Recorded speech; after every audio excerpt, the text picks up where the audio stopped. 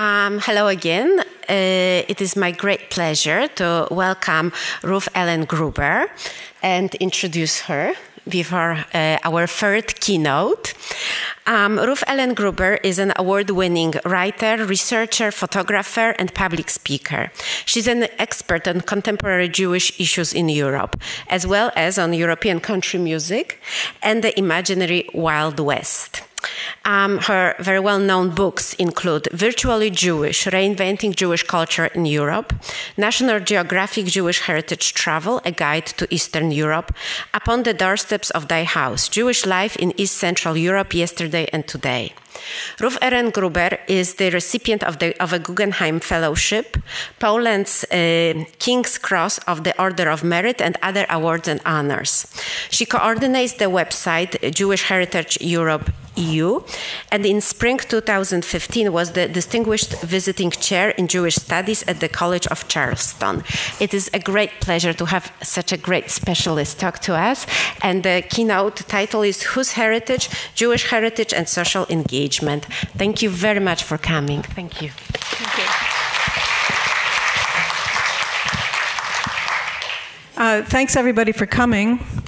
As some of you know, I'm not 100% these days because I had an eye operation recently, so I can't read, I can't see very well. But so this will be in the spirit of social engagement.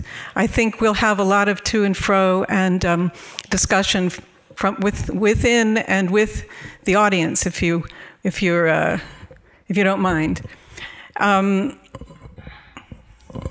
I'm really happy to be here. I've been looking forward to this conference for months, and it's wonderful to see so many people and so many projects. There's so much rich program that unfortunately I have not been able to take part in. That there's almost a bewildering amount of places, of discussion groups, of workshops, of speeches, of corridor talks, everything like this. It's an amazing amount of material, especially when you think back how it was when things started. And we'll be discussing this during the talk. So I just want to position myself so I can see the screen. I've called this talk Whose Heritage? Jewish Heritage and Social Engagement. And I dedicate it to the memory of Jiří Fiedler.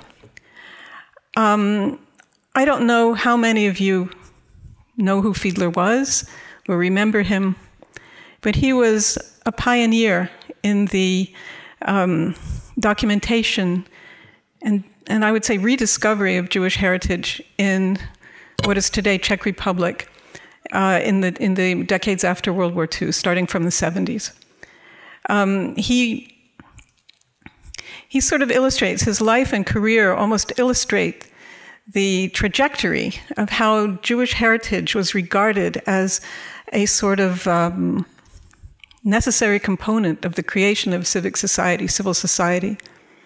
He was one of the handful of individuals who, during the communist times, made it their mission, their personal mission, to go out with their backpacks and bicycles and old maps and fill in the blank spaces, the blank spaces left by the communist agenda, which basically had erased or tried to erase memory of Jewish heritage, Jewish culture. In some places it was almost taboo, as people will recall, to discuss these things in an honest way. And when I first started documenting Jewish heritage sites 26 years ago, when I went to Prague, I was told that, Jiří and another colleague, Arno Pažík at the Jewish Museum, were the people I should go to for help and assistance. And they sat me down, and based on their own individual research, they told me where to go. They made lists. I still have the list that Jiří made. After fall of communism, of course, there's the recovery of Jewish heritage, of the things Jewish, the Jewish component, Jewish history, knowledge, awareness, all of these things became part of the new democracy. People looked back to a time before communism, before the Nazis, before war, where there were Jews, where there were active Jewish communities, living Jews who were part and parcel of the countries, the continent, cities, towns, and recovering this memory, which had been suppressed, became part of the process of creating democracy and civil society.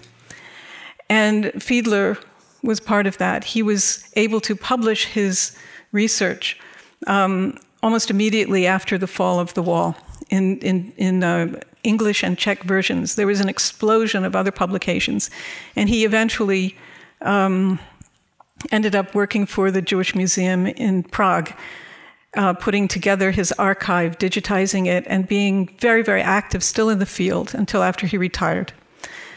I dedicate it to him because he and his wife were murdered in their home 2 years ago. And apparently, the man who murdered him gained his confidence by pretending an interest in Jewish heritage and gaining access to Yizhi at home in order to rob them or something, by feigning this interest. And Yizhi, of course, in his wonderful, generous way, opened the door to him to help him and to give him whatever advice he could. So his entire life and career trajectory demonstrate a social engagement, not just with institutions, not just with personal goals and desires and a personal mission to sort of uncover this lost past, but also to engage with people. And besides the guy who killed him, he shared and engaged with numerous other people throughout Europe and the United States and Israel in helping sort of retrieve these memories and put these places on the map and sort of to really put into action one of the key tenets of this form of social engagement, which was to demonstrate that Jewish heritage, Jewish culture, Jewish history is not something apart, not something separate, but is a part of local, national, European history, heritage, and culture, and needs to be regarded as such. And I think that's the bottom line for every discussion of social engagement. Looking at the program of this conference, there's so many elements that are part of the discussions and the talks and the roundtables that fall right into this format, or this sort of area of demonstrating that Jewish history, heritage, and culture is not something separate. It's this very museum demonstrates this. I want to start with this quote then. The first conference, we're at a big conference about Jewish heritage. The first conference about Jewish-built heritage and what to do with it after the fall of communism and probably after World War II took place in New York in 1990. And Yizhi Fiedler and Arno Pazik were brought there as part of it. It was organized on behalf of the World Monuments Fund with other partners. And it was the first time that people gathered together to sort of take stock of what Jewish-built heritage still existed particularly in the former communist world, but also elsewhere. And this conference was followed up in 1999 by a conference in Paris, at which some of you also were in attendance, and at which time the then culture minister of France enunciated this tenet, this real conviction that synagogues and Jewish heritage sites are just as much part of French history and heritage as the cathedrals and should be regarded as such. And that conference in 1999 was followed up by another conference in Prague in 2004, and then at a conference in Bratislava in 2009. And out of the conference in Bratislava emerged something that was called the Bratislava Statement, which put together some best practices when dealing with Jewish-built heritage. And in the framework of this talk and this topic of social engagement, one of the things it said was this: Jewish heritage is the legacy of all aspects of Jewish history, religious and secular. Jewish history and art is part of every nation's history and art. Jewish heritage is part of national heritage too. Documentation, planning, and development of sites benefit and enrich society at large, as well as Jews and Jewish communities. Jewish historic sites and properties should also be developed where possible within the context of diverse histories, such as Jewish, local, national, and art histories. And I think this sums up a lot of the underlying element of any form of social engagement. And even though many of the projects and initiatives were well underway before this was enunciated, it really is almost a starting point for a lot of the things that are going on today. What I thought I would do, since I can't really read a text, is to describe 4 projects along these lines that are dear to my heart, and also I think should be dear to everyone's heart because they're very interesting and a lot of fun, and also illustrate this form of social engagement by Jewish activists and non-Jewish activists working together at times to show or to bring Jewish history and heritage into Europe, into the local place, to open up, to not be separate. There are so many hundreds of initiatives that many of you are already involved in, but I could probably have chosen, another 16 just out of the air like this and talked about them. But these 4 in particular are initiatives that I find very compelling, and which I followed for a long time too. So I'll do that, and then I'll go through these, but I'm really interested in engaging with you and what you're doing and how you see this concept of what is, social engagement, Jews in civic society, the role, what to do with Jewish heritage. All of these questions come into that, and you'll see in some of these projects that I'll be describing right now, you'll see many aspects of them. I'll just go through them briefly, or less briefly, and then I hope that we can talk about them, because I'm very interested in, one of the reasons of coming to this conference is to hear what others think about what I think, or what I think about what you think. And I think dialogue is extremely important in this, because we all learn from each other. And if I could make, my first plug for jewishheritageeurope.eu, what we try to do on that website is to foster communication among people who are working on projects in very different countries, but have a connection. So I really encourage you to look at the website. I'll put the URL back up later. But, I'm very interested in hearing about your projects and the process of them, but also the way they can connect and the way you can connect and network with others who are working in the same field or similar fields. So the first project that I want to discuss briefly is very dear to my heart. It's called 7 at Night, or the Night of the Synagogues, and it takes place in Krakow. And in fact, because of my medical problem, I was able to be there this year, Saturday night. And it's a wonderful, and for me a very emotional initiative. The first one you see on the poster on the left here. On the right here. It's left when I'm standing like this, but you see it on the right. Is the first year, 2011, when it started. And you can see what it is that all 7 synagogues in Kazimierz, the Jewish district, the historic Jewish district of Krakow, are open to the public from 10:30 at night until 2:30 in the morning.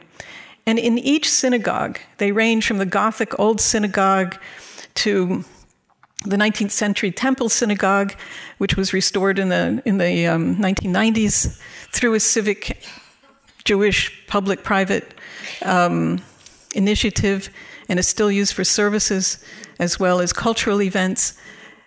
All 7 of them are open with exhibits, concerts, or other events that highlight contemporary Jewish culture. So there's no nostalgia involved at all.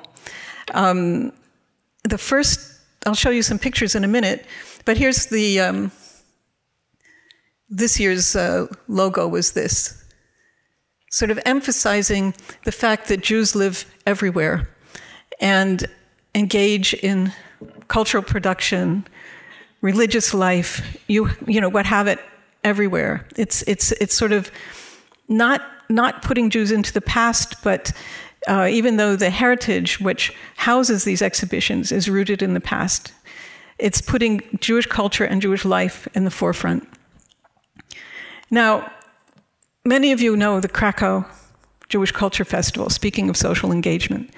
This is the biggest, if not one of the biggest, if not the biggest, certainly the most famous Jewish culture festival in Europe. And it takes place every summer, the end of June, beginning of July. It was founded in 1988 by two non-Jewish young Poles. And for years, it's had the reputation of being, you know, a Jewish culture festival organized by non-Jews for mainly a non-Jewish public. And even though there's very, very deep participation and deep collaboration with Jewish artists, Jewish institutions, and everything by now, initially it was this form of social engagement that I mentioned before, where non-Jewish people, like Jiří Fiedler in Czech Republic, used Jewish culture and build heritage as a way to, A, pay homage to the past, but also to recover this past memory. And Kazimierz, for those of you who don't know, the Jewish section there, Jewish quarter there, is probably the most extensive and most physically intact old Jewish quarter in Europe, with the 7 synagogues, other infrastructure, streets and everything. So this was organized and has been going strong for all of these years. And by now is a summer event that is the greatest party in the summer. Attracts thousands and thousands and thousands of people. But it's one of probably more than 50 Jewish culture festivals that take place in Poland during the year, like this one a few years ago in Piotrków Trybunalski. On behalf of Taube Foundation, a young volunteer in Krakow put together a list of, I believe it was 53 Jewish culture festivals that take place in Poland every year, mainly in places where no Jews live, and mainly organized by towns or other non-Jewish organizations, institutions. It's a form of this sort of civic society, bringing back Jewish memory and all of this. But what made when it first happened, the Night of the Synagogues, the 7 at night, different, is that it was organized by Jews.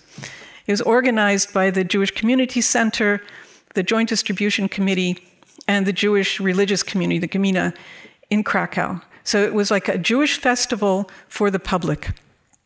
And this is the scene on Saturday night at the opening. This was the 6th time that the 7 at night was held. And each year, the opening is a Havdalah service, the end of Shabbat, you know, celebrated by a rabbi, or more than one rabbi sometimes. I think this Saturday night there were, I think, 2 rabbis there. But it's a Jewish religious service that now, last Saturday night, drew about 1,400 people, very few of them Jewish. So the community is involved, the public is involved to see living Jewish culture and history, religious life. And then this was the scene, this was the Havdalah the first year, up at the top. I can't, right there. And then what happens is that after the Havdalah at 10:30 at night, the people who went just stream out into Kazimierz and visit 1, 2, 3, 4, however many they want of these synagogues until 2 in the morning. And the first year, long lines to get in each place. You can see them crowding into the Isaac. They're in the High Synagogue there looking at a multimedia presentation. Here, the long line to get into the into the old synagogue where there was the first year there was here. This was inside the old synagogue where there was an Israeli DJ doing sampling of various music plus an exhibition, but very long lines to get in. And this was in Isaac Synagogue. There was an exhibition.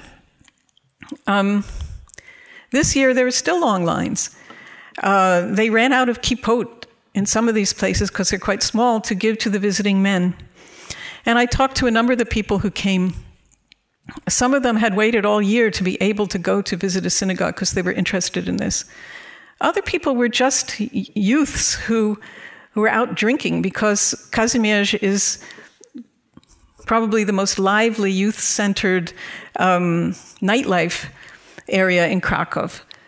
So these young men here, they said, well, you know, we were out drinking, so we decided to visit the synagogue. One said he was looking to find information about his roots, because even though he was not Jewish and had no intention of affiliating with anything, he was convinced that there was some Jewish ancestry in his family. Another young man said his parents and he had always been interested in Jewish culture, and they just wanted to see. But you can see the various exhibitions that went on.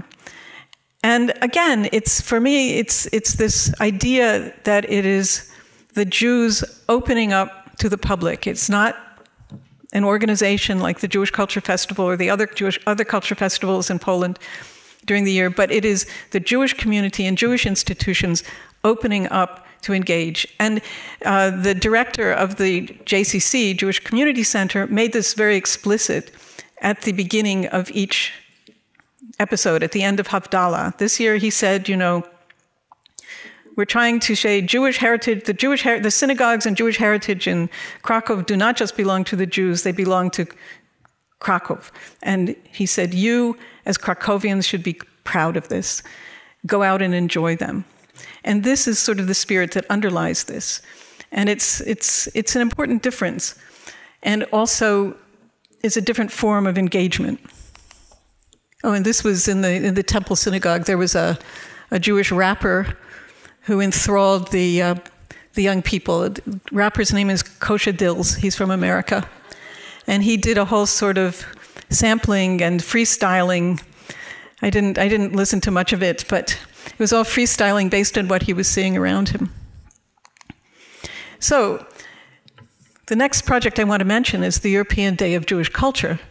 And I know that Assumpción Hausta is here, who I'm sure spoke about this in her presentation yesterday. But I want to mention it as one of the most important Jewish cultural events throughout the year. It too is a festival, but it's a festival that takes place all over Europe. And it too is meant to show that Jewish culture, Jewish heritage is part of local, national, European culture and heritage, and to open up the communities to the mainstream. And it came about through one of these conferences that I mentioned. In 1999, after the 1999 Paris conference, there was a meeting afterwards that decided to enlarge upon an Open Doors to Jewish Heritage initiative in Alsace-Lorraine and to broaden it to Europe. And it has grown significantly. Each year has a different theme. This year is Jewish languages. There was Jewish women. Bridges was last year, I believe. Nature and Judaism. So there's a common theme, and it's loosely organized by the Association for the Preservation and Promotion of Jewish Culture and Heritage in Europe, the AEPJ, but all of the programming is local. And the numbers are pretty astounding. Italy, where I spend much of my time, is consistently one of the most, or the most enthusiastic participant. In Italy, that's not right, Italy, 72, there were events scheduled in 72 locations up and down the Italian peninsula. There are Jewish communities in only about 20 or 21 towns or cities in Italy. This means that, you know, more than 3 times the number of places in Italy where Jews lived organized events for the European Day of Jewish Culture. And you see, in some countries, there's enthusiastic participation. Others just have, a token event, one here, one there, something like that. France has quite a few, but others just have a token event or two. And the numbers of visitors per country also reflect that. In Italy, 40,000 last year. 40,000 people on basically one day or one weekend visiting Jewish heritage sites and attending events that range from concerts to performances to exhibitions to lectures to food tastings, book presentations, you name it. They're very, very complex. In Italy, there's a very, very well-organized network of volunteers. And the European Day of Jewish Culture in Italy is also very actively working with local organizations, even national organizations and institutions. It comes under the patronage of the president, and there's always an opening ceremony in one city that has a high government official. So it's very much a mixed, a sort of mixed initiative of Jewish and non-Jewish activists engaging with the Jewish and non-Jewish public to open up Jewish heritage and teach. It's always a teaching, but also, it's teaching moment, but also entertainment, I've got to say. It's also a lot of fun. I'll just give you a few pictures. They range from, this is already more than 10 years ago in Ancona in Italy, where there's two beautiful synagogues. Ancona that year was the central city where the government official made the opening presentation and speeches and very institutional speeches and all of that. But a lot of people came. It was when the ancient Jewish cemetery in Ancona was rededicated after being restored. And you see quite a crowd. It was an extremely hot day. But even in smaller towns or places like Siena, where there's a beautiful 18th century synagogue just off the Campo. But since it's anonymous on the outside, many people don't know it's there. But on Jewish Heritage Day, it was packed with people looking at an exhibition, food tasting, taking guided tours, and there were guided tours of the Jewish cemetery. So it really opened it up as part of the city. Okay, what I'll talk about now, just briefly, is the Czech Republic, and in particular, the 10 Stars project. I've mentioned Fiedler. Fiedler was involved in all of this development of Jewish heritage policy in Czech Republic. Czech Republic has an enviable track record about the preservation and promotion of Jewish heritage.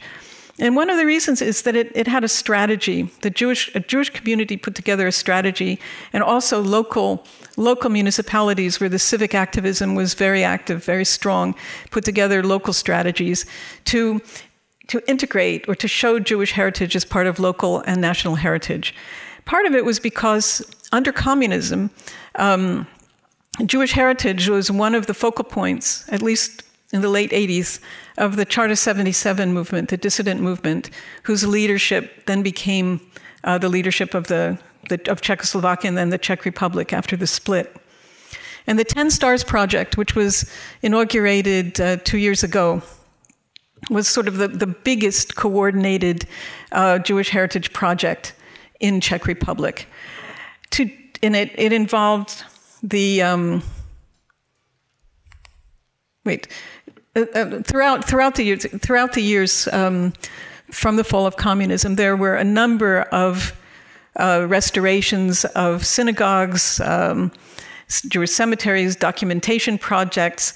The first major one that was led by the Jewish community and not by the municipality was the restoration of the synagogue in Rychnov. The synagogue was restituted to the Jewish community and then transformed into the first regional Jewish museum. And another very high-profile example was in Třebíč, which was restored. The synagogue, there are two synagogues in Třebíč, one of which is used as a church. The other was a ruin. This was a total ruin. And they were restored in the 1990s through the municipality, and then the Jewish Quarter was named a UNESCO World Heritage Site in 2003. It's one of the few Jewish sites that's named a UNESCO World Heritage Site. These are just two examples of some of the many, I think 65 or 70 synagogues have been restored in Czech Republic since the fall of communism. But the 10 Stars Project, it took 10 locations in all parts of the country. And in these places, where there are 10 synagogues, and in 5 of these places there are 5 other Jewish buildings, restored the synagogues or re-restored the synagogues and the other buildings, and installed a monothematic exhibition in each one, also that included material on local Jewish history. And in a way, it was funded mainly by the EU, but through the Czech Culture Ministry, which also contributed, and coordinated by the Federation of Jewish Communities. And it took 8 years from its conception to the dedication 2 years ago. So it's an example of this public-private Jewish cooperation. And there were strictures put on it, which are sort of strange. It was done as an educational project, so they can't promote it as tourism for 5 years. But on the other hand, it's very, I find it really an extraordinary way to see the Czech Republic, for one thing, to go around to all of these places where there are synagogues. Each one, in Krnov, for example, the exhibition is on Jewish industrialists. In Pilsen, which is the only one of these towns where there is a Jewish community, it's on Jewish life and religious practices. In Polna, which was the scene of a very infamous blood libel case in 1899, the exhibition is on anti-Semitism and that case in particular. And the others have other exhibitions.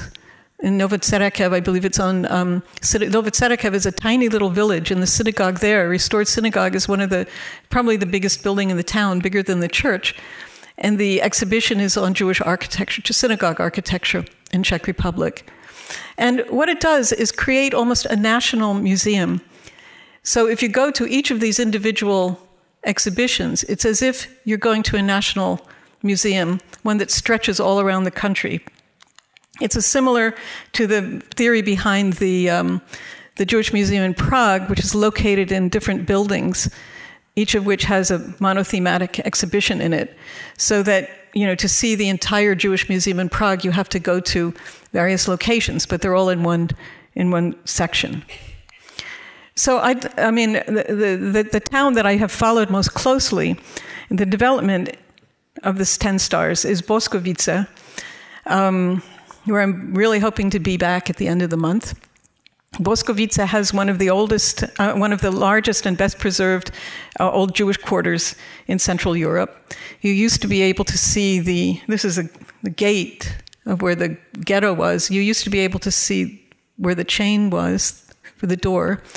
But back when I took these photos in 1992 or 1990, something like that, everything was in disrepair. I mean, the entire town was in disrepair. It was a beautiful little town, but in total neglect.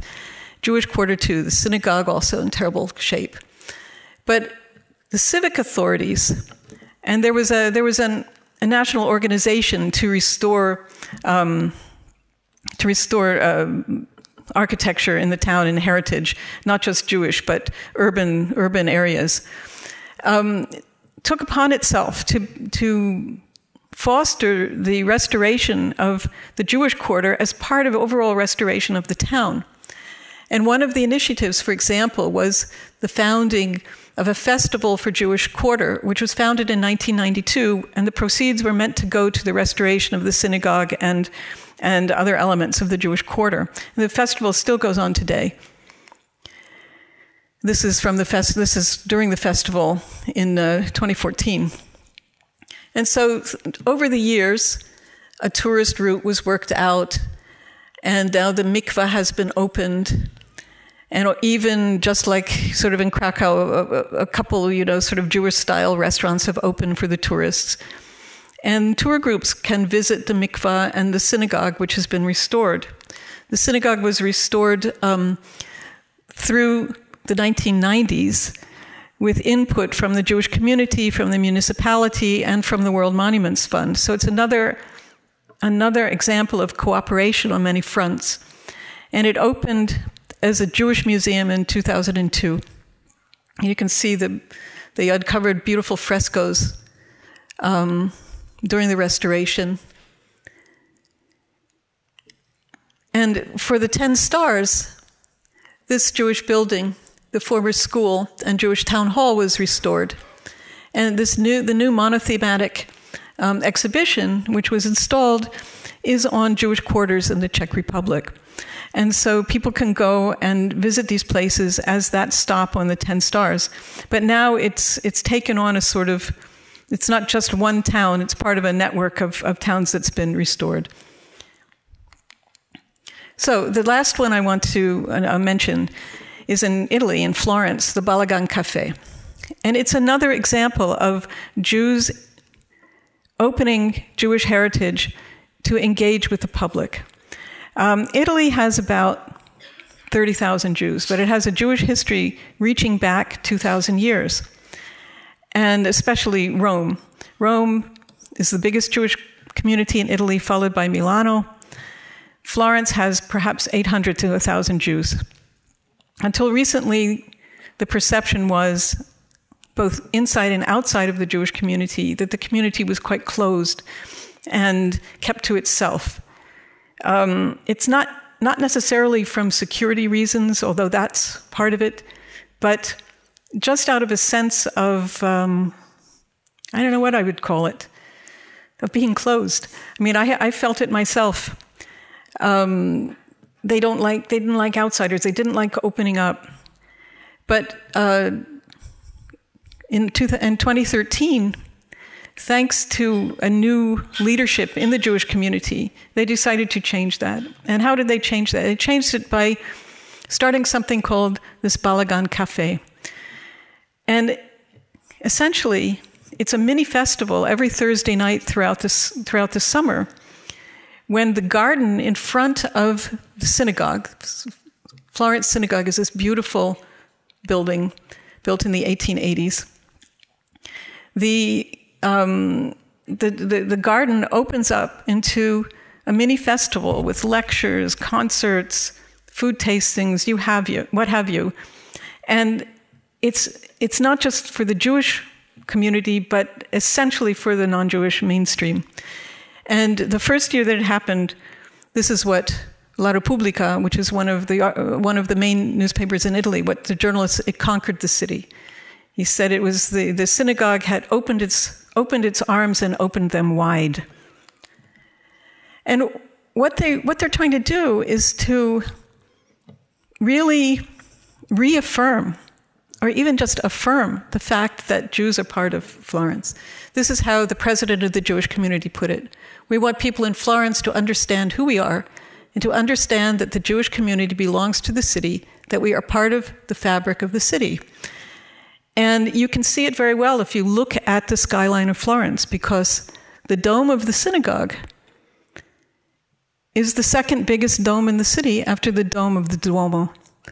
But few people in Florence have ever been inside the synagogue or even realized that there is this connection. So it was a very pleasant event. It's just kicked off its 4th year. And you can see the number of audience people for concerts, people hanging around.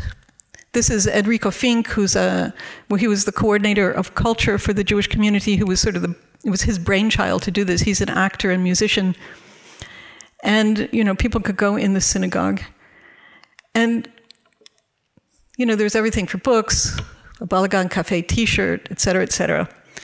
And this year they've just kicked off their 4th year of activity with a big fanfare and a lot of publicity. And the first year, about 300 people came to the first edition of Balagan Cafe. And by the end of the summer, 800 people crowded into the garden of the cafe, most of whom were not Jewish. And the comments made it clear that this was an important opening to Florence, and an important, not just invitation by the Jewish community for others to come in, but also an invitation for others to recognize that the Jewish community was part of Florence. And this type of social engagement, I think, really underlies much of what we see going on with projects to commemorate, projects to rebuild, projects to promote, projects to exploit Jewish heritage, Jewish-built heritage in particular. So I invite you all to go to the Jewish Heritage Europe website. There are brochures on the table, but on this website, as I say, the intention is to connect people, to connect institutions, to make a network, to show that what's going on in various countries. You can subscribe to the news feed. You can write me an op-ed. You can comment. We have a Facebook page, we have a Twitter page, we have an Instagram page where comments and everything are welcome. And the idea is to let people know that things are going on everywhere. As I said at the beginning, there are hundreds of initiatives. And they're sort of, people who are working in one place often don't know at all what's going on in the next country, much less, they often don't know what's going on in the next city. And so I think it's very important. This is a resource where we try to connect everybody and we try to connect the initiatives and foster really conversation about them. And on that note, I think we can now open up to the floor for some conversation here. Does anybody have a comment or?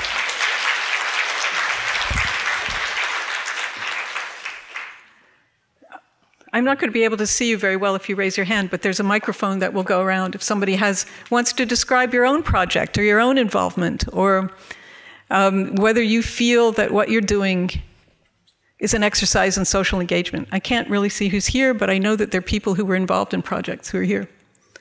Anybody? No?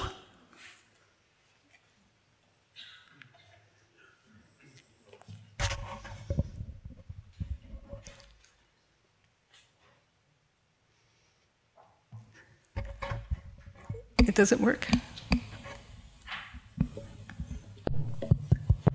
Okay. Hello.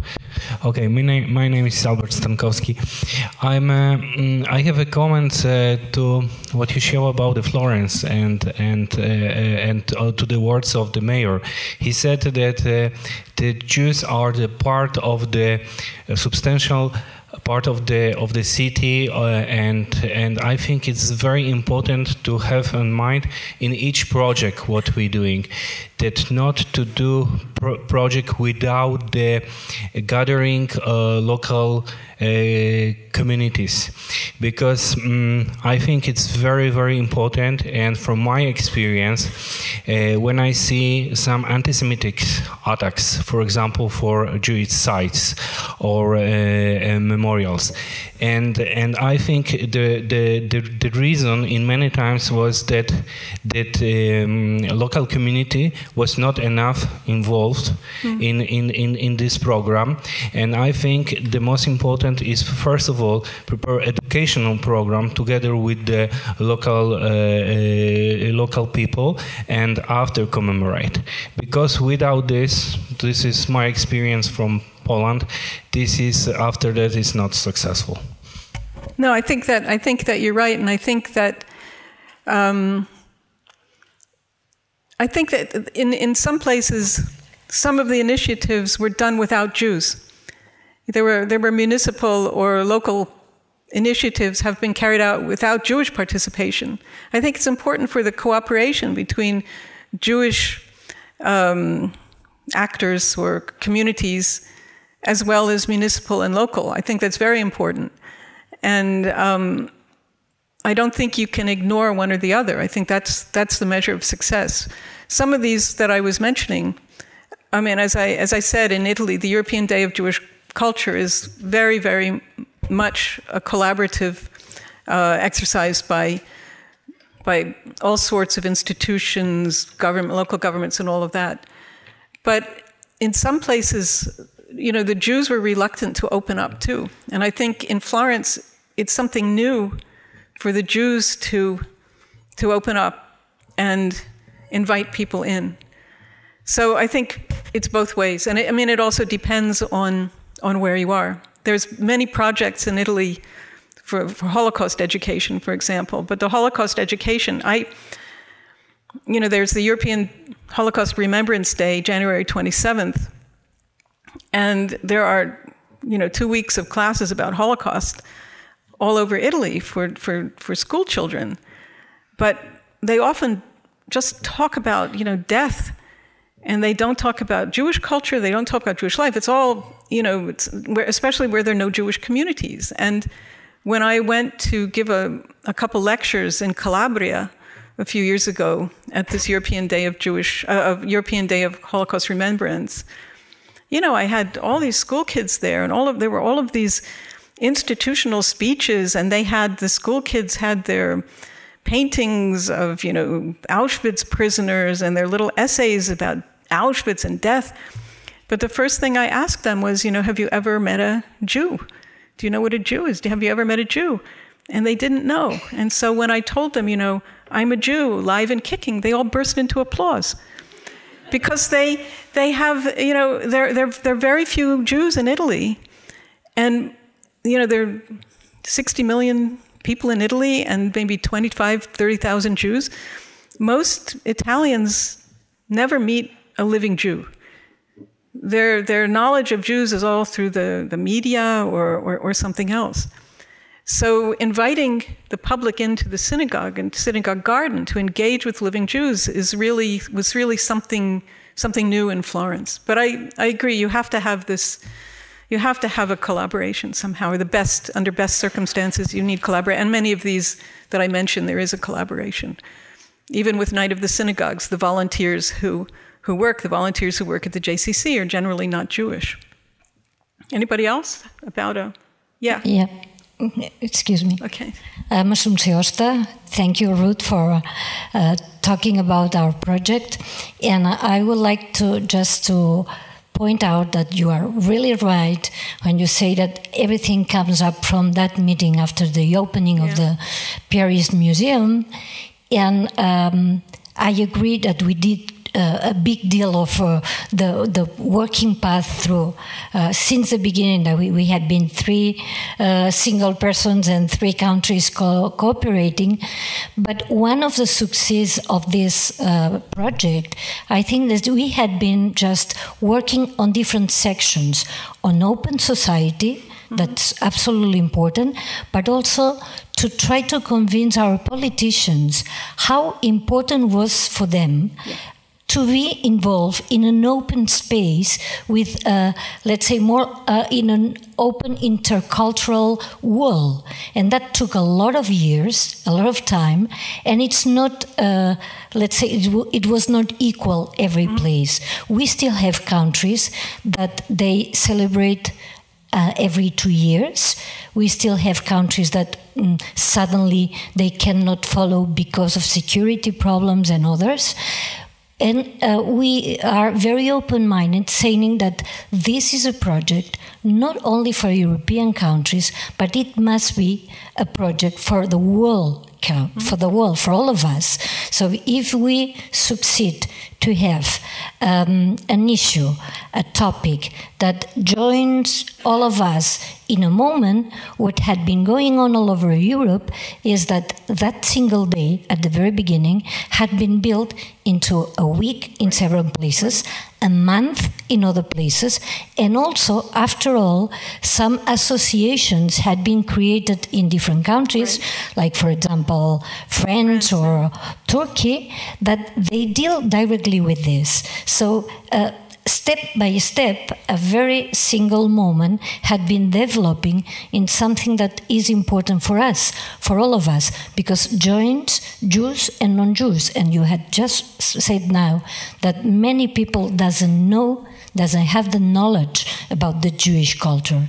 So there is a lot of curiosity, but on the right sense, curiosity that gives them knowledge and makes them to appreciate something that they didn't know at all before, and that's important. So it's I think that if we are able to join projects all over, everyone dealing on their own aspects without overwhelming one over the other, but focusing on the same direction, maybe we can go faster to stop anti-Semitism, to stop some of the things that are badly happening now in our countries. Yeah, I think that I've said for a long time that the European Day of Jewish Culture is one of possibly the most successful pan-Europe Jewish initiatives. It's one of the only cross-border Jewish initiatives. I think one of the things that you find frequently, even in the heritage field, is that people concentrate on their localness, and there are many ways that people could cooperate cross-border. And this is par excellence, the most successful, I would say. And with the educational component and all of that. I think here now in Poland, Lithuania, Ukraine, Belarus, there's also some cross-border work. But it's often really shocking to me how little someone in Prague will know what goes on in Warsaw, or how little someone in Krakow knows what goes on in Budapest. It's stunning to me because there's so many similarities and there's so many ways that people could learn from each other. On the Jewish heritage side, of course, each local government and municipality is a different story. But people engaged in these processes often don't have much contact, which is good to have a conference like this. Anybody else?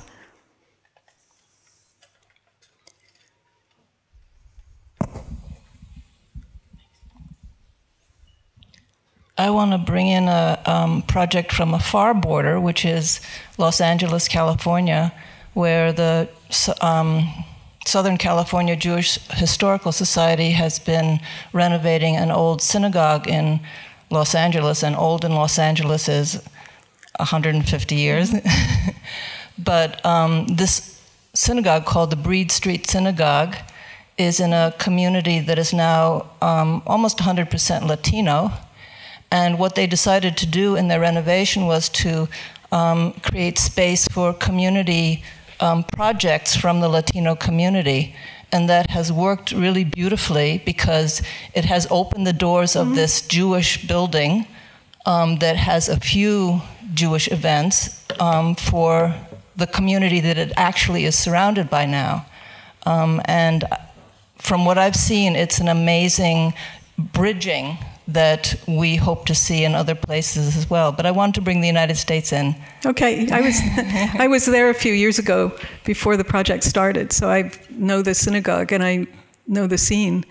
You find that here. You find that in Europe. You find synagogues that open up for other things, and also on European Day of Jewish Culture. Also, in other places, there's some wonderful projects that they'll teach about Jewish things, but a lot, some Jewish organizations in Jewish engage with Roma communities or engage with other local communities. You have to, because most of the Jewish heritage sites that still exist are in places where there aren't Jewish communities or even individual Jews. So there are some really remarkable projects out there. I think some of them will be discussed at this conference in some of the sessions, and you'll find on Jewish Heritage Europe a description of a lot of them if you search. We're over.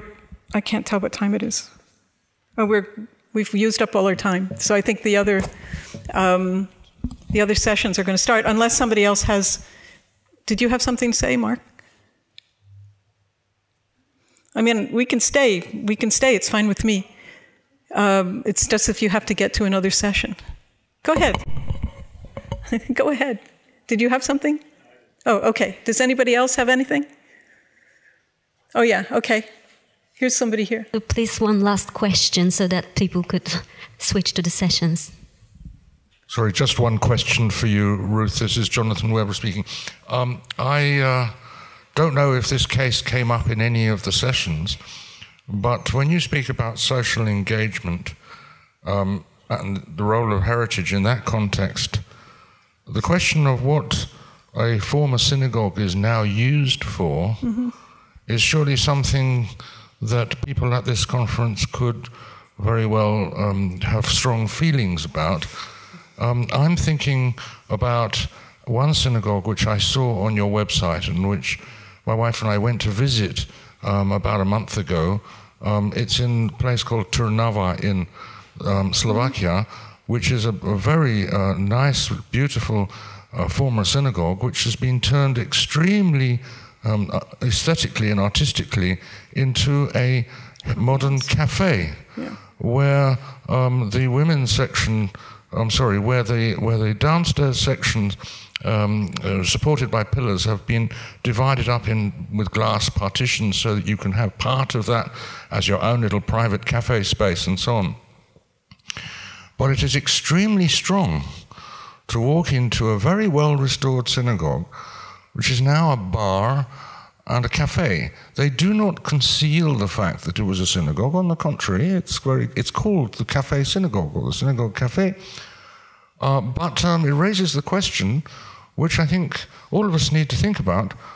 If you are restoring a synagogue, and there's no Jewish community there anymore, it could be a library, it could be, I don't know, whatever, but to turn it into a cafe, is that okay? Do we have an opinion about it? Is this Jewish social engagement with the local society? What is it?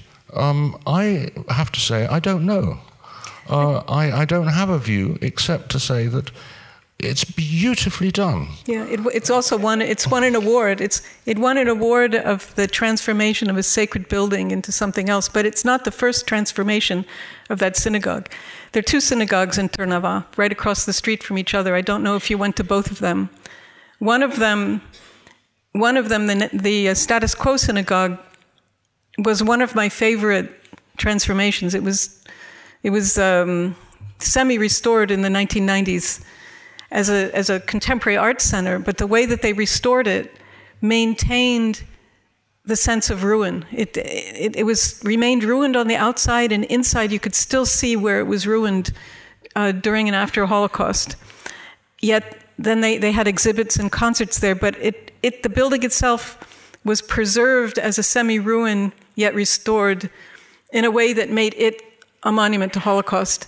Across the street is the Orthodox synagogue, where the cafe is now, which was left completely derelict for many years until about 2010, I think, when it was restored as an art gallery. It was first restored as an art gallery, mainly photographic gallery, which seems to have failed, and then was re-restored as this cafe, where Jonathan is right. They put the history of the synagogue there.